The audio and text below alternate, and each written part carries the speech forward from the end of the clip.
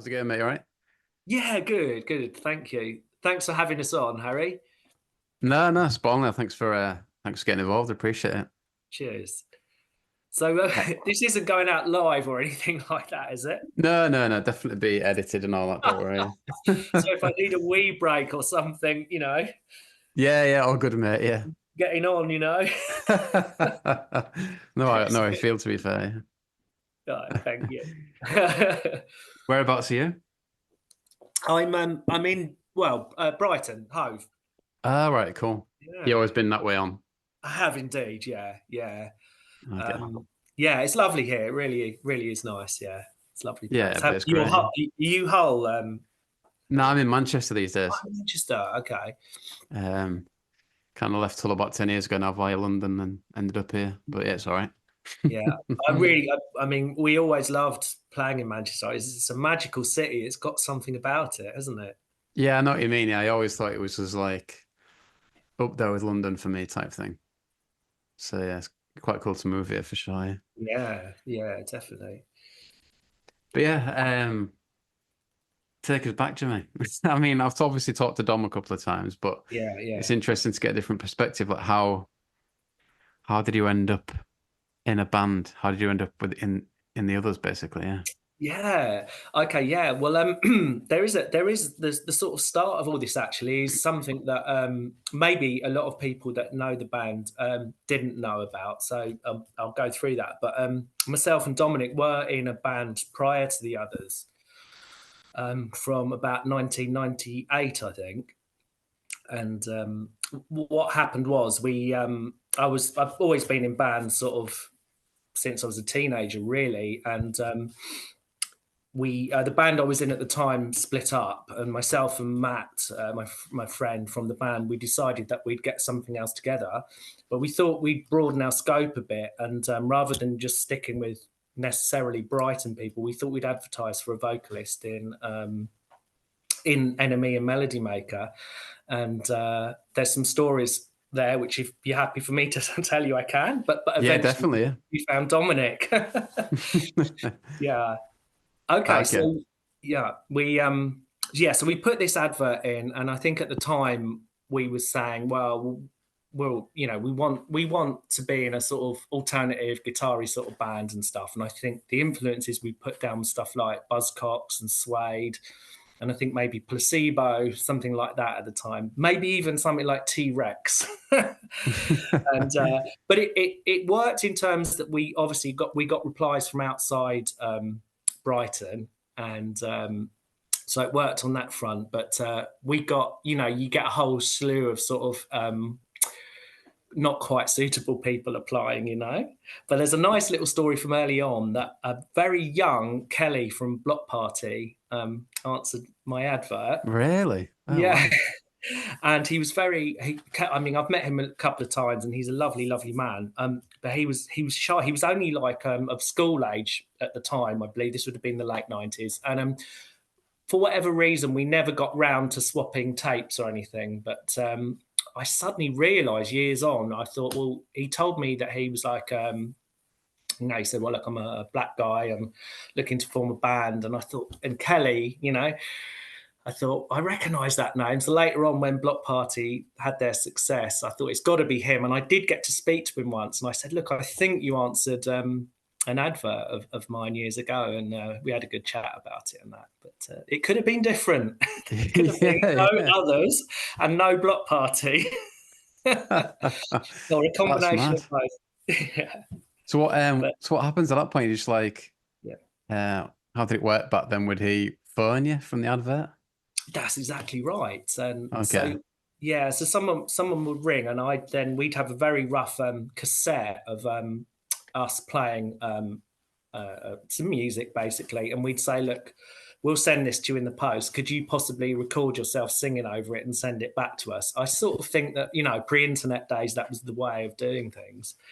And actually, the funniest one we got back was a guy who said he was in a choir, And he'd obviously this was either the best joke, in which case I totally admire him for this, or he just didn't get it. But he sent back a tape of him playing like a keyboard and singing along to "One More Night" by Phil Collins and "My Heart Will Go On" by Celine Dion. And that was the only tape I kept because I thought it was brilliant. And Yes. eventually young Dominic Masters called me, and actual fact what happened was he didn't I sent him a tape, but rather than him recording over it and sending it back, he just sung down the phone to me. Okay. Yeah, and I thought I like this guy, and I like how he's singing. So the rest is history. We were in a band from the late '90s till about 2001. We played Brighton and London, and but we split then. And but he contacted me in early 2002, and he'd accepted a gig, but he hadn't got a band. So he asked me if I wanted to quickly form a band with him, and I was up for that. And I recruited. Well, I asked Johnny if he'd like to be in the band, and he joined us, and the rest is history, really. Yes. So did he say that? Did he say Kelly didn't send a tape? Oh, sorry. Yeah. No, no, and I can't. I think I was in the process of moving at the time, and I don't know. I mean, we got on well, but I never got a tape from him. Unfortunately, no, no. No, I fair believe. play. Yeah, shame really. Although we would have starved the world of Block Party, which would have been a shame. Genuinely, I'm a big fan. Oh yeah, brilliant band, yeah. And what was your first band with Dominic called out of interest? Oh, that was called Magneta, which is Okay. just, I don't quite know where he got that name from. He just made it up one day and I just kind of went along with it. So, What was it yeah. like? So that was late 90s. Was it a bit of a different landscape to like the early 2000s? I think it was. Yeah, I think it was. I suppose we were sort of coming off the back of Britpop and stuff like that. And it was kind of just pre sort of Strokes Libertines time. And I think at that point, the music, in my view, there wasn't a lot of music I liked really around then, sort of late 90s. You know, Britpop was sort of morphed into something that wasn't very good by then, I think, perhaps. And so, yeah, it was very different. And I think, you know, there was a new scene just around the corner. So I sometimes wonder if we kind of stuck with it, what might have happened. But it didn't matter in the end anyway, because we sort of got the others together. Yeah, yeah. And how did Magneta like differ from the others, would you say? Good question. Well, not massively different. Not massively different, actually. We were still quite punky and guitar based. Um, but you probably, if you heard some of the old demos, you wouldn't notice much difference. I mean, maybe Dom's vocals perhaps changed over the years. Perhaps I think maybe his vocals become a bit sort of a bit stronger, perhaps. But I like, you know, I've always liked Dom's style. But Yeah. And, Dom said in terms of writing the music, that would be always you guys doing that, and he would be quite separate from that. He just put lyrics over the top. Is that right? that's exactly right. So one of us, myself or Johnny, would come along with a riff or a whole sort of tune, you know, and Don would either have lyrics that fitted to it, or he would sometimes just write them there and then in the studio. But I think he tended to know right away whether we'd written something that he could work with. And sometimes Yeah. you'd spend time and bring something in that you thought was great, and you go, no, that doesn't work. But that's Oh, part. really? Yeah, but That's yeah, interesting. yeah. But no, that was all part and parcel of it. But yeah, that's exactly how we did it. So the music would come, and Dom would either put some lyrics to it, or it wouldn't work. You know. Yeah, yeah. Is that a similar dynamic to Morrissey and the Smiths, was it, I think? Maybe. Yeah, possibly was. It probably was. And I read a couple of Brett Anderson's books, and I think particularly around the time of Dogman Star, their second album, he would be sending. They'd be sending tapes between him and Bernard. They wouldn't really meet up, and they'd be trying to work at it that way, kind of thing. So less of that kind of jamming, sort of where you get all the band together and jam and see what happens. Yeah, yeah. And what was kind of like the catalyst for like the others getting further than Magneta type thing? Was it kind of the scene that was kicking off a little bit? I think it was. I mean, I think we were in the right place at the right time, Harry.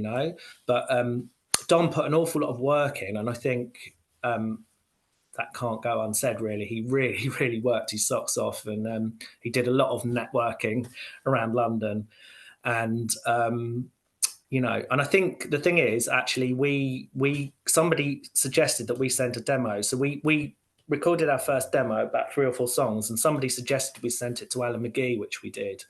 And I'll never forget when I heard his voicemail on Dom's phone, like, "Oh, I really like this," and he was a bit of a hero of mine. So he really kicked it all off for us, and I'll always be grateful for Alan for that. And our first label was Pop Tones, where we released "This Is for the Poor." Yeah, yeah. I think it's similar to the Paddingtons. I think he kind of, Yeah. he got that whole kind of smaller scene going behind the Libertines type thing. Exactly. Yeah, no, I think you're exactly right. And we used to love playing with the Paddingtons, one of many bands that we did gigs with, at places like the Rhythm Factory in London. They'd come down from Hull, and we sort of palled up with them. And later on, we went on tour with them at least once, I think. And yeah, so I think the scene that was forming kind of welcomed us, but I think we would have carried on regardless. And I think, say, to some degree, we were in the right place at the right time. And there were a lot of bands, I think, that were influenced by the same kind of music, sort of punk and new wave and sort of stuff like that all had this kind of same ethos, and a bit of the DIY sort of thing, and all these scuzzy early gigs, of which that scene sort of sprang from, really. Yeah, I mean, talking to Dom, it sounds like he would have almost, or you as a band would almost probably force a scene anyway. Sounds like the kind of work you're putting in, and then meeting bands like the Parkinsons and people like that wasn't all like dependent on people like the Libertines. No, that's right. Yeah, you're right. Sort of, there was, the sort of slightly smaller scene bubbling under, and Parkinson's were key in that as well. They were very lovely, lovely. They helped us out early days, particularly Victor, I think, very fond of Victor. And there were all these gigs going on, sort of every day of the week, 2, 3, 4 bands all at once, and it was very exciting, actually. I felt very lucky and privileged to be part of that. Yeah, yeah. And were you able So, to just throw yourself into it in terms of give up any job you had at the time kind of thing? that's a really good point. I mean, personally, I was in retail at that particular time, and I just had to sort of being that a lot of the gigs were in London, I could get home and get to work the next day, sort of thing, stuff like that, or just take time off. And I think in actual fact, maybe I was working part time as well. So yeah, you just had to go for it and suffer the hangovers next day and all that sort of stuff. But I mean, I think when we did our first tour, I just took a week off work, but eventually I was lucky enough to get there. Yeah, and how old are you at this point out of interest and Oh, what I is mean, interesting? oh no, I'm older than the rest. I'm a good 10 years older than the rest of the band. Ah, okay. So they were all in they were all in their early to mid 20s, and I was in my sort of early to mid 30s. So I'd given up on anything happening, as well, Yeah. sort of past it really by that point. So again, I got a bit of a lucky break, but I'd been banging away at it for sort of years and years before. So yeah, Oh, but no, yeah, yeah. I mean, you're looking well for it, mate, to be fair. Oh, that's very kind of you to say that. Cheers. Don't So, but I always mean, was feel. your yeah, I know what you Pardon? mean. Um, was your approach a bit different then? Like, if I was in a band now, I wouldn't be able to keep up with early people in their early 20s, or were you able to I don't know.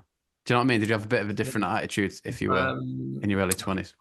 I think I still threw myself into it, Harry, but and I think I was lucky. I was just about able to keep up with it. I probably didn't indulge in certain things maybe as as much as say someone like Dominic, but I've always liked a beer, so that just as long as I had a couple of beers, I was all right. When you're on tour, you have to pace yourself, of course. So I couldn't do all this staying up all night. And perhaps if we sloped off to bed at 2 o'clock, in Dominic's view, that would be, oh, that's a bit early. But, I was all right. I couldn't do it now, though. I'm happy to just do the odd gig now. I couldn't live that life now. No, yeah, fair play, isn't it? And then when it comes to recording the first album, who produced that out of interest? Now, that was a chap called Paul Schroeder, who our manager Matt knew. They were great friends, and he was involved with the first Stone Roses album, and he produced one of the songs on it, and I think he co-produced and engineered the rest of it. So he was part of that, and yeah, we kind of worked well. We worked well with Paul, but it was our first album. It took us maybe 2 weeks. We went to the Lincolnshire countryside to record there, and whilst we probably all had a bit of experience of recording collectively, it was new to us. But yeah, I think it's all right. It's rough and ready, that first album. I think it's quite raw. I think these days we take a little bit more time, but I think there's a certain charm to it. There's some good songs on it, I think. No, definitely, yeah, yeah. And I mean, when it goes down as well as it did, reading it got 8 out of 10 in NME and 10 out of 10 in Vice magazine. Yeah. Like you're just buzzing at that point, kind of thing. Yeah, buzzing, but also realistic. I mean, we knew it was going to be. We knew by then we were a bit of a Marmite band. I know that sounds like a cliche, and not every publication gave it such glowing reviews, which is more than fair. I get that totally. But yeah, of course, we were delighted. It was kind of like, yeah, so kind of living the dream a bit, So yeah, we were pleased. We were pleased with the response and what was happening. Yeah, yeah. And then a song like William, interested in how that comes about. So that would be you and you said Johnny who would like come up with the music for that and the riff. Yeah, so that one, I mean, that riff was mine. So that was just pretty, basic guitar riff that I brought along to the guys, and it just worked, And it's very, as you can probably tell by listening to it, it's quite basic. There's quite a lot of open strings going on there, and it's kind of based around this kind of repetitive melody. Really, there's very few chords in it or anything like that, but it just seemed to work. I think when I originally wrote it, there was perhaps a different chorus, but that never got used. No, yeah, it really works. Yeah, it's brilliant, to be fair. Oh, thank you, thank you. Would you have like stuff that you'd had for years then that was like coming to the fore? Or was it stuff that you come up with quite quickly? That's a good question. No, it was all right from the off. I think it was all stuff that was written for the others. We might have brought one riff along from Magneto or something, one or two perhaps, but I don't think they lasted the course. So it's pretty much all written for the time, Yeah. But then sticking on the NME theme for a bit, because obviously you won. Was it or did Dominic win, or the band won award for innovation? Is that right? Yeah. Well, how did you feel like you fit into that whole scene, really? Oh, okay. Yeah. I mean, the award, obviously, we were really delighted about. And I think we got it because of this guerrilla gigging sort of stuff, which wouldn't pretend we were the first band to do that, of course. I'm not saying that for a minute, but I sort of believe that's probably why we got the award. But what were you saying? So what about the scene were you saying? How did we? Yeah, just how are you fit in with like the whole NME kind Yeah. of scene around that time? Did you feel Yeah. comfortable with monks and that kind of thing?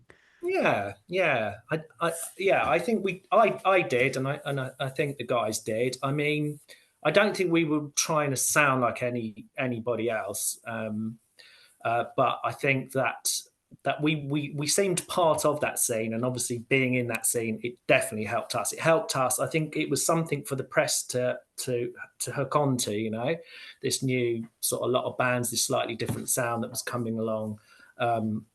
So yeah, we felt part of it, and we were happy to be part of it without wanting to sound like. We didn't want to sound like the Strokes or the Libertines. We weren't trying to. We were trying to sound like ourselves. But we definitely were welcomed, and scene helped us massively. Yeah, to be fair. Yeah. Then you mentioned the guerrilla gigs, things like playing on the tube and all that. Yeah. How was that? Was that like with Dominic? I'm just thinking about like kind of how the stories you hear about Pete Doherty announcing gigs like last minute. Would Dominic do the same thing? Like, what was that like? Yeah, it was maybe slightly different for that. Now, Dominic rightly says that sometimes it was just lovely to play for people that perhaps couldn't get into gigs. Some of them were too young to get tickets or didn't have the money. So there was that aspect of it. So we might end up playing a gig, say, before the actual proper gig at the venue or after, something like that. So there was part of that. So those were perhaps a bit more spontaneous, but then we thought, oh, this is working, and the press seemed interested. So obviously we did some more, excuse me, high profile stuff like the gig on the Tube and Abbey Road, stuff like that. So those were well planned. They weren't spontaneous, of course not. And what we do is we'd say to people, look, we'll text you, we'll let you know where it's going to be, but we'll do it last minute so that it doesn't get out there and get ruined, as it were. Because if the news of the Tube gig had come out too soon, I think we would have been stopped. So, you certainly couldn't do it now, right? No, that's true. Yeah, you all over social media straight away. Yeah. True. Yeah, I mean, Dominic talked about like the importance of the forums and stuff. Were you quite active in terms of that? Yeah, and we were encouraged to do so, and quite rightly. I think Dom probably was way more involved and put way more hours into that than the rest of us probably, and it really worked for us. I mean, Dominic worked so hard on that, but yeah, I think it worked for all of us, and then that went through to MySpace and then Facebook. I haven't got much further than Facebook these days. I've got as far as Instagram and all that myself these days. But yeah, it all really helped. It did, and those were in their kind of obviously the whole social media thing was in its really early stages, wasn't it? So if you could sort of get on board with that, it really helped. I think. Yeah. And by his own admission, Dom said he was maybe quite hard to hang around with outside of gigs. He said, I think he referenced Glastonbury where he said, I think he would knock around with Jeff, the roadie, while he'd give you guys a break. Yeah, that's fair enough. Oh yeah. Hi to Jeff. Haven't seen him in years, but he was great. Jeff the roadie, brilliant guy. But yes, yeah, I think that's true. That's true. I'm not sure how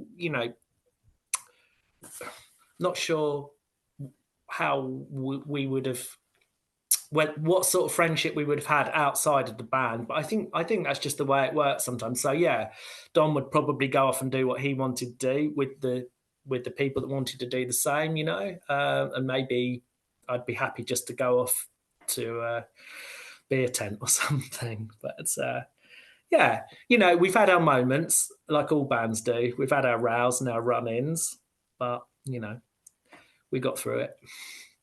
Yeah, fair play.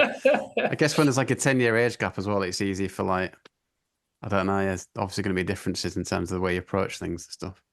Yeah, that's it. I sometimes think, God, if all this had happened to me 10 years before, or I don't know how I would have coped with it, I might have gone off the rails, So it's probably just as well that I was a bit older and I had a bit more experience, shall we say. Yeah. And then we did get some questions, so I do want to feed them in as we went. Sure, yeah. Yeah, got a relevant one here from Tom on Instagram. It's a bit of a long one, but I'll try and read it all out. Not sure if I'm wording it right, but basically, I remember at others' gigs, the backstage was always full of kids, in brackets 853. Obviously, this was how Don wanted it, but I always got the feeling the other guys in the band didn't really want much to do with it and found it a bit annoying. Oh no! Oh bless. I know. This is a dumb. What's it say? I know that's not really a question, but did the other guys dislike it or just accept that it was part of what was making them a success at the time? Oh God, that's a really good question. I tell you what, for somebody who'd been trying to get somewhere in music for years and years before, I appreciate each and every person that was interested in the band. Right, so I can say that from the heart. I really did, and it was wonderful to have these people around. And I was going to go on to the 853 best fans you could wish for, and some of which have become friends, and they travel around to to several gigs in a row and see us. So whilst I can get where this guy Tom, his question's coming from, for me personally, no, I was more than happy with it, more than happy with it, and if it ever seemed otherwise, well, I'm sorry, and I can't speak on behalf of the other guys, but for me, no, I was more than happy with it, and it was part of a community, and it was always lovely to see these people. No, yeah, definitely. And someone a bit older as well, were you particularly enamored by people like the Strokes and the Libertines at the time? Yeah, in fact, I've got a kind of I've got a list of like a lot of the bands that I liked on time, and I was really into the Strokes' first album, like a lot of people were. I thought it was great, and really when I was too young for punk, but I did get into the sort of tail end of it when I was a child, and it stuck with me. I've always loved that kind of music, sort of alternative and punk and stuff, and I recognise a lot of that in the Strokes. So I really, really liked them, and I loved their image. And for me, it was a bit of a kind of there was a massive sea change. They're one of those few bands where suddenly everyone's not only into the band, but everyone looks different. So suddenly everyone looked like the Strokes, and it was a big moment. So yeah, I was enamored with the Strokes, and you know what? I really like the Libertines as well. Liked them. I liked them musically. I liked their style. I liked where they were coming from. I liked their ethos. And on the odd occasion where I've met them, they were very charming as well. So yeah, I've got a lot of time for them. Yeah, I mean, obviously, I wasn't a 16-year-old kid, so I'd heard, I knew where they were coming from, sort of thing. So perhaps it didn't sound as new to me as it might have done to some other people, but I really rated them. Yeah, yeah. I Yeah, liked yeah. a lot of bands in that era. And did he play many gigs with the likes of them and Baby Shambles? Yes, we did. We played at least 3 gigs with the Libertines, including at the Rhythm Factory. And we played an early gig with Baby Shambles as well. But we played, oh my God, the Libertines actually asked us to support them at one of their Brixton Academy gigs. And that was a dream come true for me. We were on first, then Chaz and Dave were on in the middle. That's it. So we played then, and we also played a Rock Against Racism gig at somewhere like the Astoria as well, and that was an amazing night. And Buzzcocks played there as well, so I got to meet Pete Shelley. So that was a real amazing night. So yeah, we played about 3 or 4 gigs with them. Yeah, That's it. So was that the Brixton one in 2004? Yes, the Brixton Academy would have been 2004. That's right. Yeah, yeah. That's it. I mean, did Yeah. that feel like, it's obviously not your own show, but did it feel like kind of one of the peak points in terms of excitement? Yeah, it totally did. And Tom, I'd always wanted to play. I just called you Tom. Sorry, Harry. That's Sorry, all right. I'm thinking of Tom Paddington. Sorry, Harry. Yeah, all good. Yeah. Apologies. I always wanted to play Brixton Academy, and I had to choose that moment to jump up in the air, try and give it a bit of Pete Townsend, and land on a fucking monitor. Of all the gigs. So I embarrassed myself there. But no, it was brilliant. It was really exciting, and it was one of the highlights. Yeah. Excellent. Yeah. And yeah, I wanted to talk about the NME Awards tour you did. That was quite a big deal at the time, I reckon, with Ordinary Boys, was it? Oh yeah, yeah. And what was that other band called? Can't remember what they're called. Good band, boy and girl vocals, 3-piece. The Subways. Subways, that's right. Yes, us, Subways and Ordinary Boys. Yeah, that was great fun as well. That was lovely. Yeah, yeah, really good. Yeah, and they were nice guys as well. The Ordinary Boys, they were nice. I kind of half knew Preston and also Charlie, the drummer as well. So yeah, that was lovely. Yeah, really nice. Yeah. And did it feel like quite London centric, or were you able to like, I don't know really, you got up and down the country type thing? Was it a bit different up north though? Yeah. It did feel a bit London centric. It definitely did. And I think the press tried to make it like that. And obviously, I suppose whilst myself and Johnny were from the Brighton area, we were sort of the others were officially a London band. Once we started to go on tour, though, I mean, that was lovely. That was one of the highlights as well. And I don't know, it was like there were pockets of the scene everywhere we went, really. I don't know if it felt different, but it was great going to all these places. And Manchester was always one of the highlights, actually. We always loved coming up to Manchester. Always gave us a great time. But it did feel, it felt a bit London centric, and I felt the press were trying to make it so. But that's fine. Yeah. I mean, I think even the Paddingtons, like kind of, they did well off that, really. I think becoming like, I think people thought they were a London band at one point, pretty much. Yeah. Well, exactly. So the Paddingtons coming down from Hull, and of course the Cribs from Wakefield as well, who are another big favourite of mine. And you know, I'm really pleased with the success that they've deservedly had. And but I felt they were very much part of that scene as well. And they gave us our first little support tour back in Oh, really? 2000. The Cribs did as well. So yeah, always love them for that. Yeah, yeah. I think people maybe forget like how involved they were in that London scene. Maybe sometimes the Cribs, yeah, because of what they've gone on to do. So it's Yeah, interesting. Yeah, yeah. yeah, I think you're right. And Dominic talked about after the first album, he said he was quite pragmatic in his approach. He kind of knew from sales figures that he might not be able to carry on with the label. So he did you take yourselves off the label type thing to like crack on with the second one? Yeah, I mean, all the kind of the details of us leaving that label are kind of all a bit hazy. But I mean, yeah, just I think it was just a sort of natural break. You know, that album did okay. It didn't set the world on fire, but we were happy enough. But we then set about looking for an indie label, and we got one through Lime Records, who were lovely guys. And yeah, we set on recording the second album with them. Yeah, Yeah, yeah. Was that like who produced that as well? yeah, that was a couple of. Well, I'll tell you, somebody had a big part in that. Was guy who produced The Cure, Dave Allen. He produced some of the early Cure albums, and there was another guy called Mark. So those two guys co-produced that album, and it was.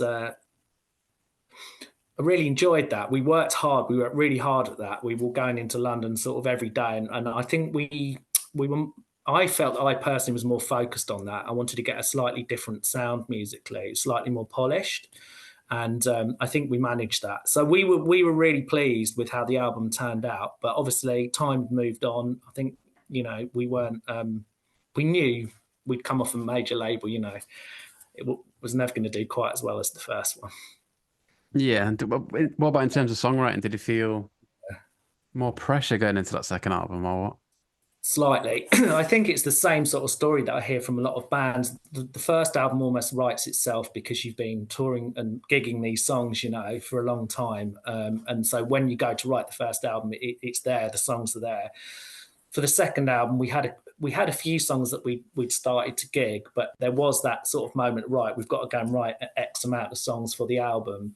And there you do feel somewhat pressurized. So definitely it was different. It was different. But I'm pleased with how it turned out nonetheless, I think it's quite decent. No, yeah, definitely. And I think he did well to like kind of get these albums out quite quickly, I thought, because in hindsight, it's easy to say now, but like someone like the Paddingtons could have benefited from that, I think, if they'd gotten out a second album out quicker. So you must be happy that you're able to do that.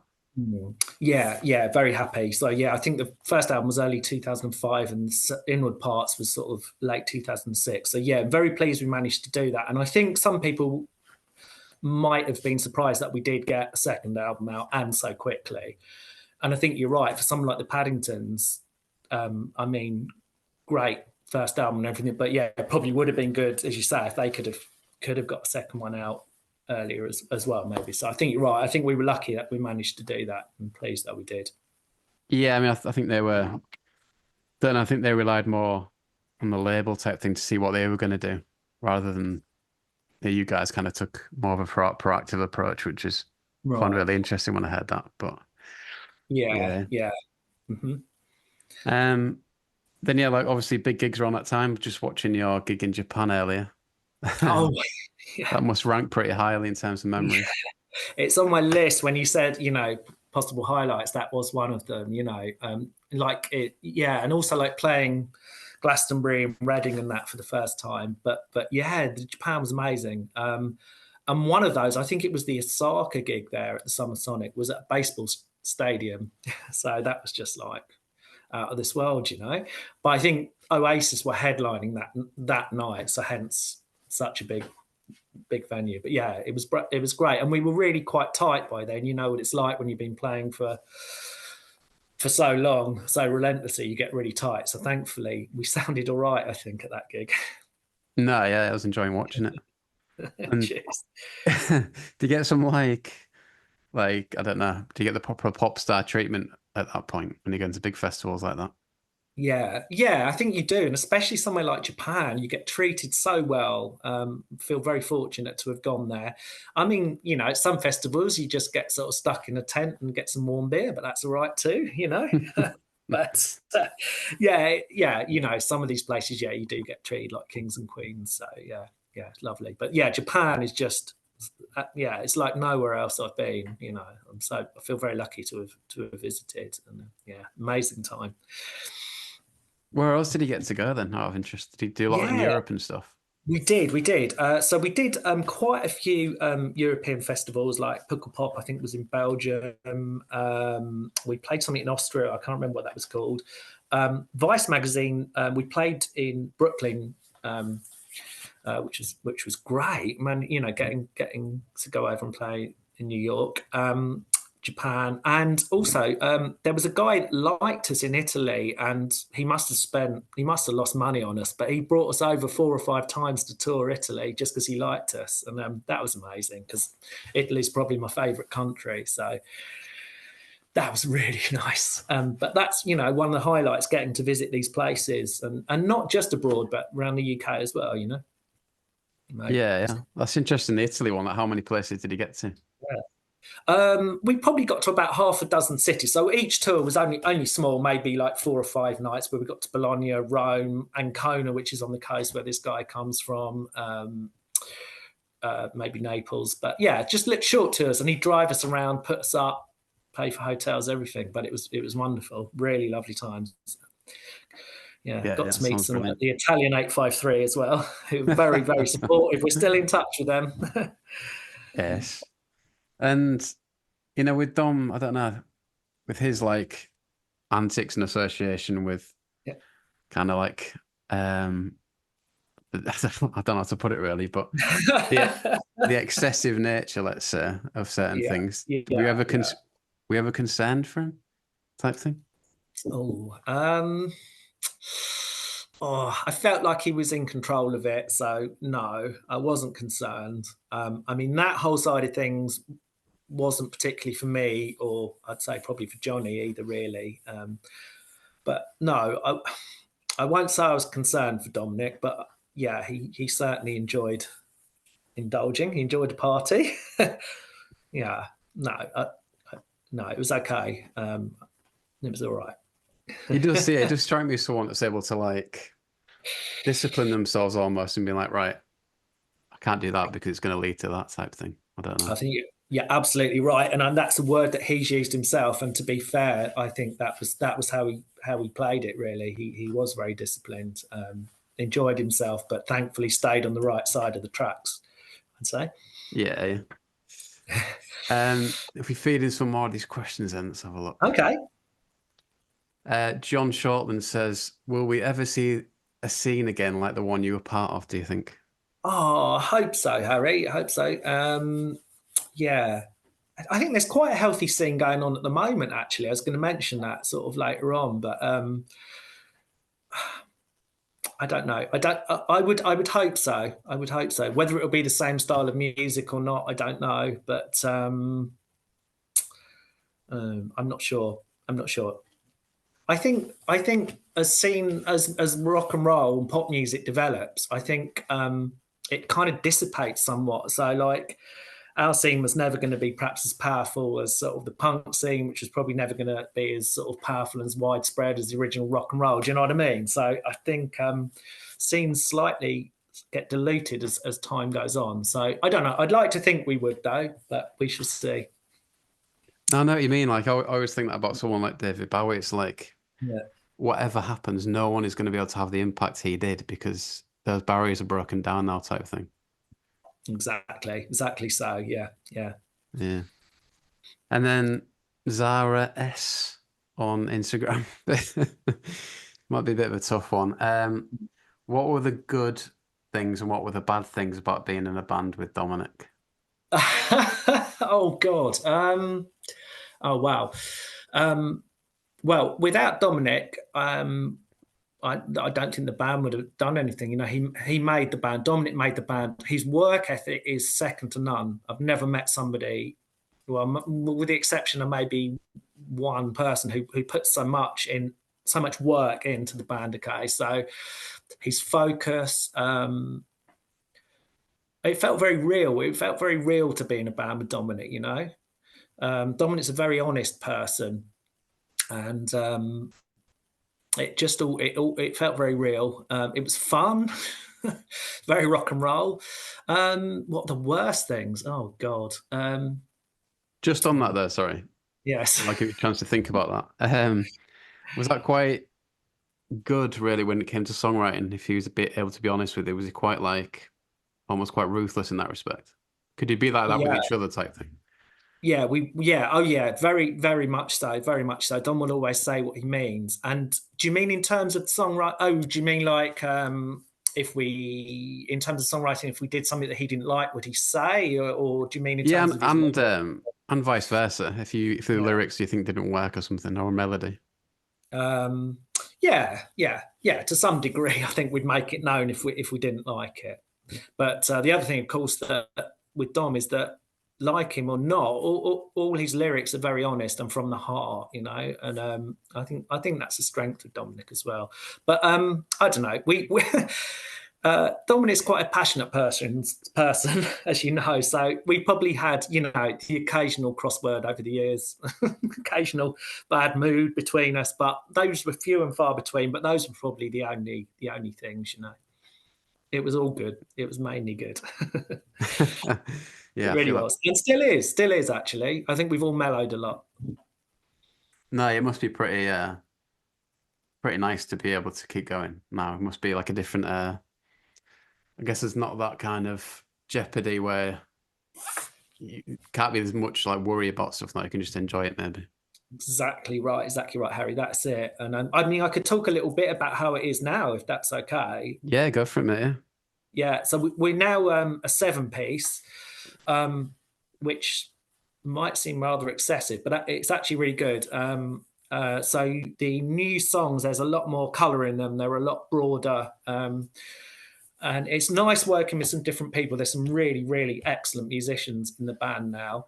And you're right, jeopardy's a good word. That's kind of gone now. So it's all more laid back, more enjoyable, really, I would say now. And yeah, we're all sort of getting on great. And I don't know if anyone, how many people know, but we did release a fourth album last year, actually. Look at You All Now, that's called. And yeah, it's whilst it's still recognisable as the others, there's a bit of a different sound going on, and we've just done a whole load of new recordings as well, which will be out in the next few months, I guess.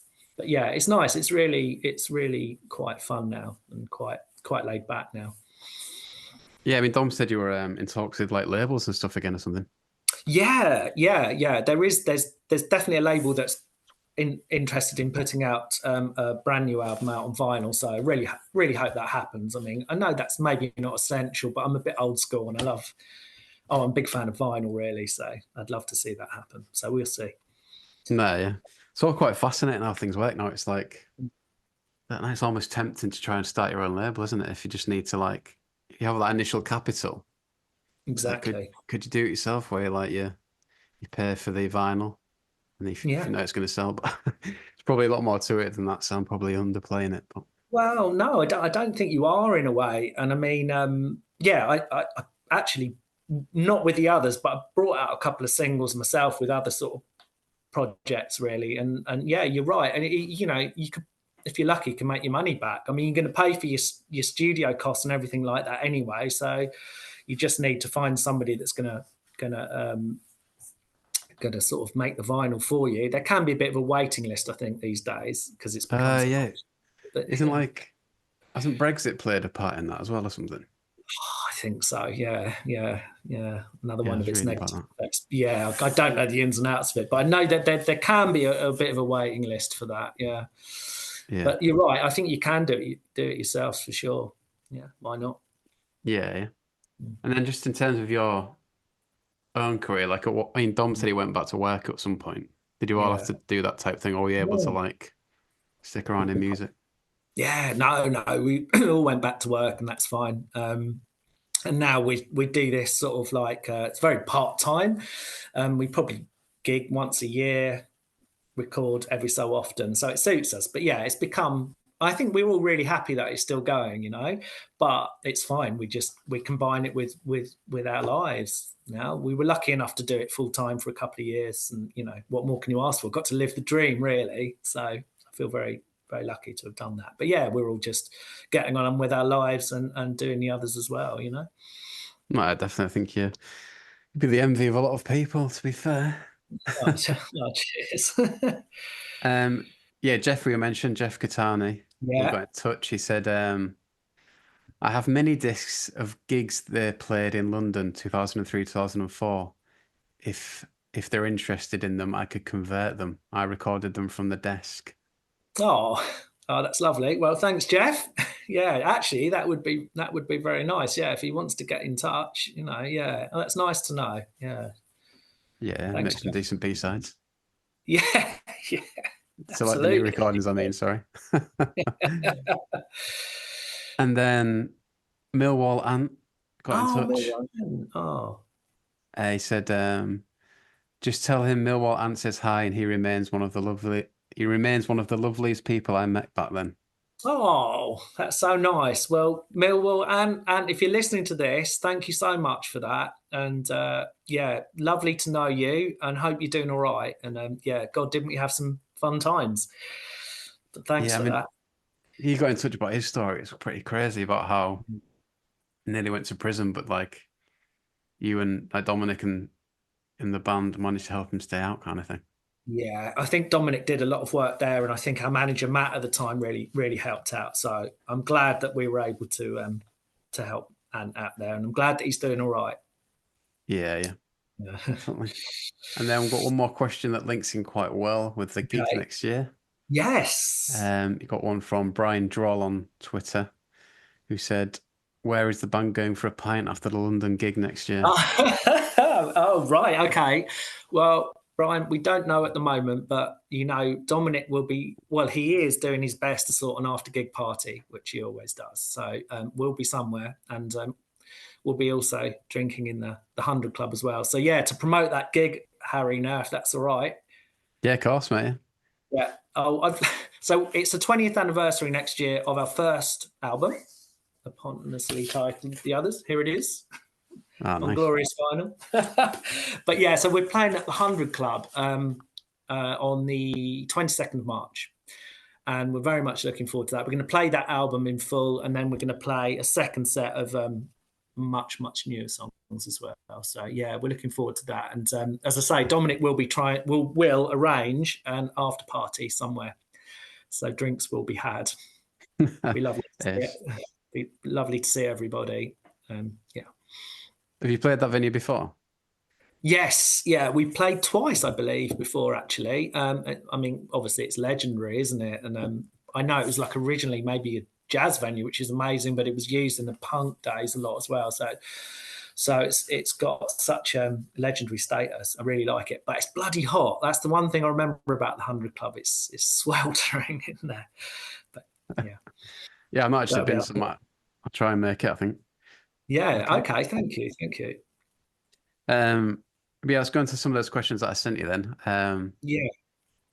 And yeah, is there a high point of the early days? I think, yeah, I mean, there were so many, and I think I've probably covered a lot of them. I say I kind of got to live the dream. I mean, first time playing things like the festivals, Glastonbury, Reading, the Japan gig, stuff like that. The first time that you see your record sort of chart is a massive high point as well.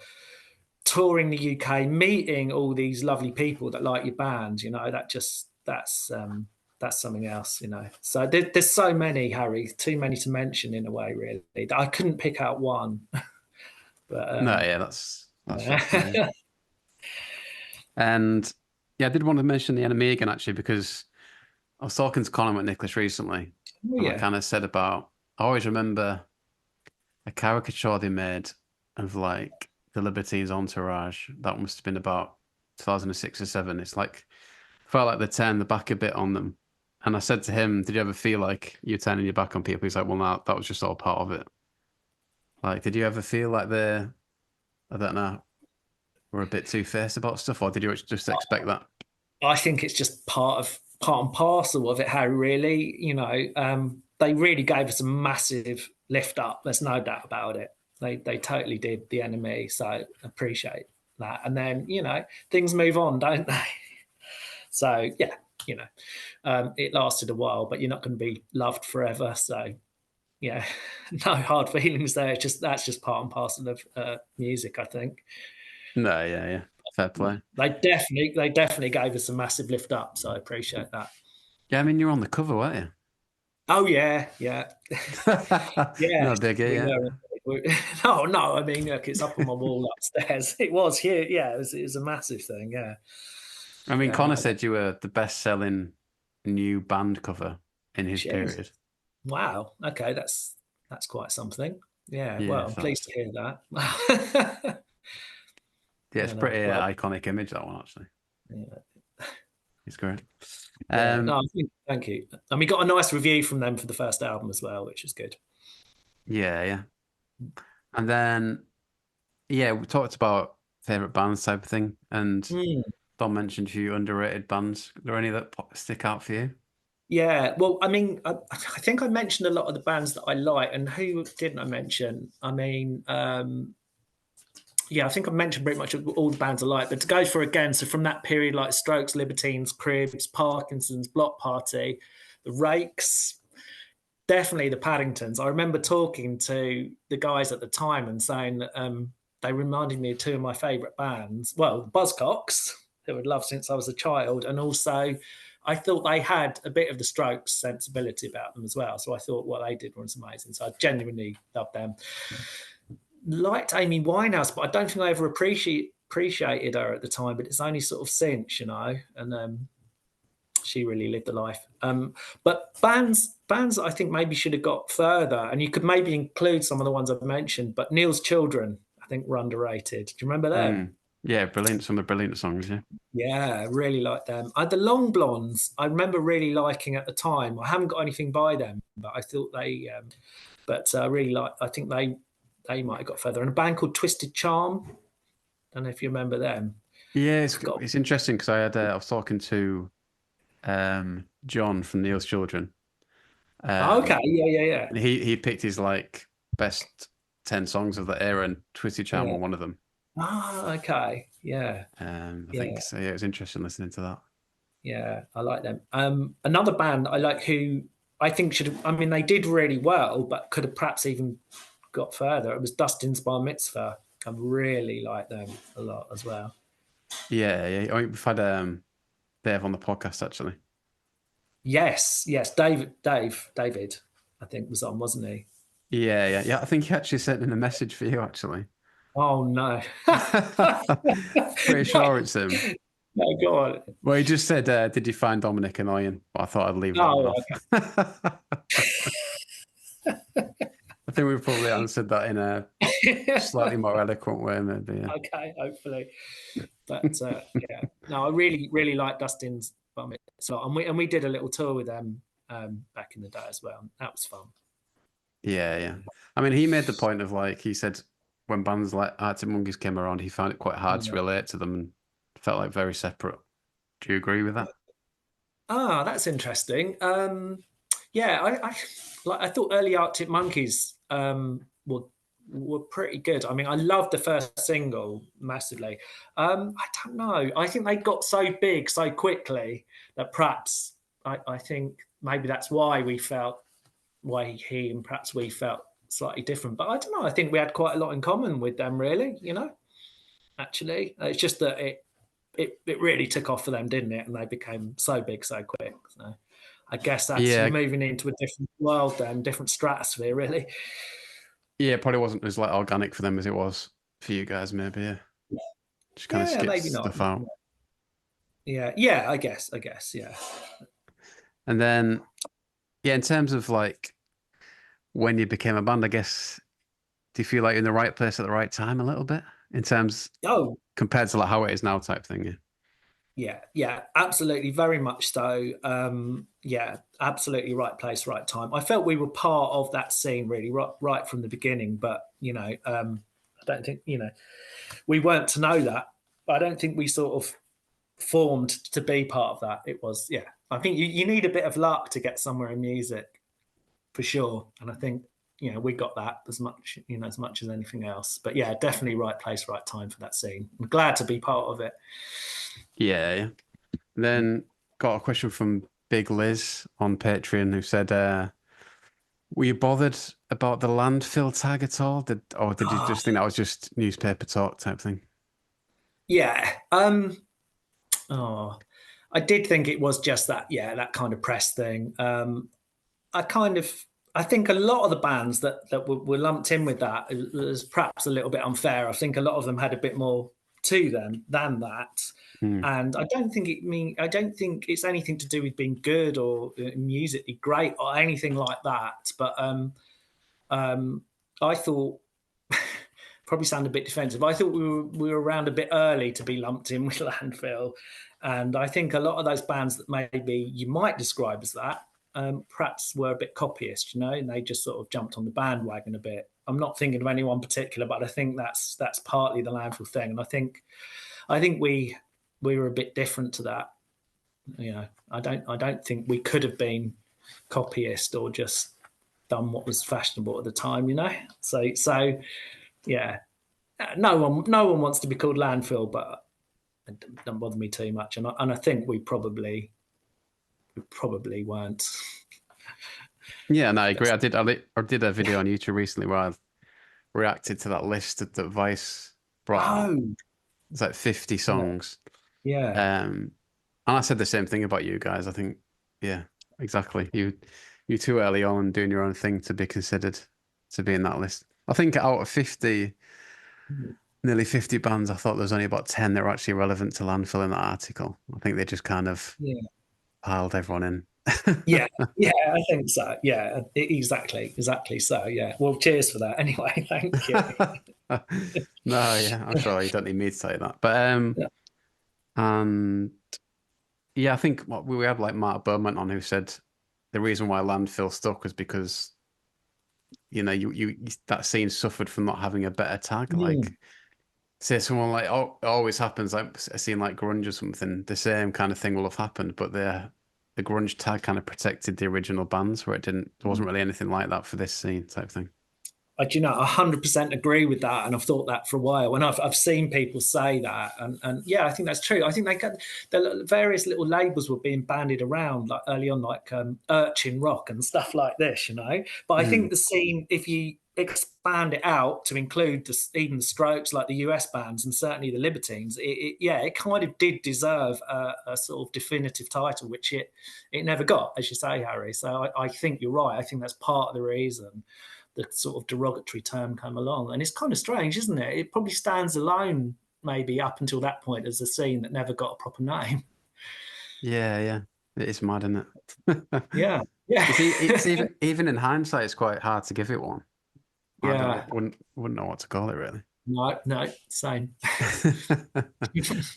And then in terms of new music now, do you keep your eye in kind of thing? Yeah, absolutely. And my favourite of relatively new bands, Bob Vylan. I don't know if you Yeah. know them. Yeah, I really, really like them, and they're like for me, they're like a cross between punk and grime. I absolutely love what they do. They're probably they're my favourite new band of the last 10, 20 years. Ah, Um, cool. yeah, like a band called Always. They're from Canada. They're like Yeah, really, good band, yeah. yeah, I really like them. Kind of slightly remind me of old school sort of indie sort of stuff. Or I don't really like that phrase, sort of alternative guitar music. But me and my wife, we go down to Rockaway Beach down Butlins in Bognor, All where right. you get a whole load of bands. It's like a 3-day festival, and we get to see so many great new bands down there, and you get a few classics. So, like the Cribs played last year as well. So you get 2 or 3 really big bands at the end. I think this year next year, January, you've got like the Ruts and Left Field, but you get to see all these new bands, maybe 50 new bands, and it's really good value. So I get to see a lot and hear a lot of new stuff. Yeah. And that's a really good thing. Yeah. Yeah, yeah. What's like your main source for new music, would you say? Oh, good question. I suppose sometimes through the traditional sort of means of maybe listening to like Six Music, often hear stuff that I like on there. Something might pop up on the Facebook feed, and have a listen on there. Yeah, so yeah, probably those sort of things really. And yeah, just checking out bands sometimes. Sometimes you see support bands or just check out bands you never heard of, local band or something like that, really. Or Yeah. recommendations from people. Yeah, it's interesting, and it's not as quite as defined as it used to be. It's a bit all over the shop No, now, isn't it? yeah, exactly. Yeah. And yeah, do you feel, I don't know, like with things like Spotify? So I mean, Dom said you were like giving away albums almost up to maybe the new one coming out. Mm. Um, does that feel annoying to be? I don't know. How do you feel about that? Is that like, do you just accept that that's what it is these days? Is that it's hard to make music, hard to make money from releasing music Yeah. type thing? Yeah, I think so. I think to some degree you have to accept it for what it is. I think it's okay to charge people though as well. I mean, I don't mind our ethos about giving stuff away. That's fine. But I think a lot of the new acts have it harder now. It's easy to get your music out there, isn't it? There's so many platforms, but it's so much harder to make any money, I think, now. So I think we had it better back then, probably, really, to be honest. I think we were one of the last sort of times when you could make something from it. So yeah, I think it is much harder today. And I also think I was going to say that it must be harder to get smaller gigs with all these grassroots venues closing down as well. Mm, yeah, Um, yeah, and I think it's really important that we support all those. But yeah. yeah, for sure. And then have you always just carried on making music type thing? You always just done it like out of don't know, out of passion kind of thing. Yeah, exactly so, Harry. Yeah. So, like, really pleased to be continuing the others. But I've got a new band on the go with my wife called The Last of the Lovely Days, which we've just done some recording and a couple of gigs. So, yeah, I think I'll probably always make music. I'm the sort of person I'll get home from the pub as well, pick up a guitar and just write some stupid song. No, yeah, Just like in my blood sort of thing. Yeah. So yeah, still making music and still really enjoying it actually. Yeah. Very yes. much. And then I did put in about if you had like a Gallagher Brothers story or a funny story to put in. Yeah. Oh yeah. Not really. I mean, nothing that funny, but I do actually. We did have a kickabout with them backstage at that festival, the Summer Sonic Festival in Japan. Oh, So yes. that's quite surreal. That was nice.